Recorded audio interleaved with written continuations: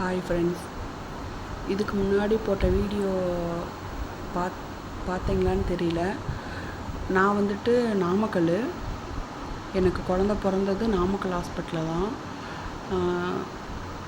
திடீர்னு தான் பாப்பாவுக்கு மூச்சு திணறலாகி அடுத்த நாள் சேலம் ஹாஸ்பிட்டலுக்கு கொண்டு வந்துட்டாங்க. நான் 4 நாளாக அங்கே நாமக்கல் ஹாஸ்பிட்டலில் தான் நான் இருந்தேன்.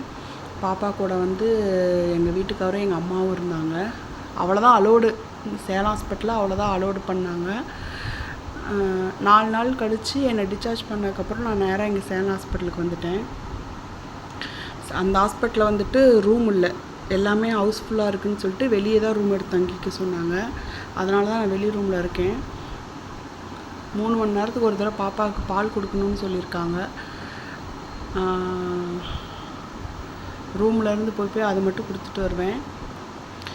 முன்ன இருந்ததுக்கு ஆக்சிஜன் லெவல் கொஞ்சம் கொஞ்சம் கம்மி பண்ணிக்கிட்டே வராங்க. ஃபஸ்ட்டு 100% வந்து சுவாசிச்சுட்டு இருந்தா, இப்போ கொஞ்சம் கம்மி பண்ணி 60 லெவலுக்கு கொண்டு வந்திருக்காங்க.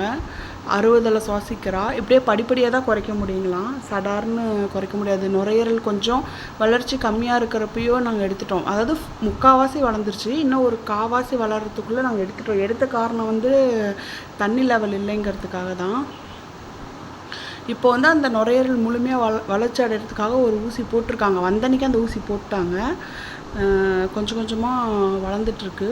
ஃபுல்லாக ஆக்சிஜன் லெவல் எடுத்ததுக்கப்புறம் அவன் நார்மலாக சுவாசிக்கிறாளான்னு பார்க்கணும். கடவுள்கிட்ட எல்லோரும் ப்ரே பண்ணிக்கோங்க. 8 வருஷத்துக்கு அப்புறம் கிடைச்ச குழந்த.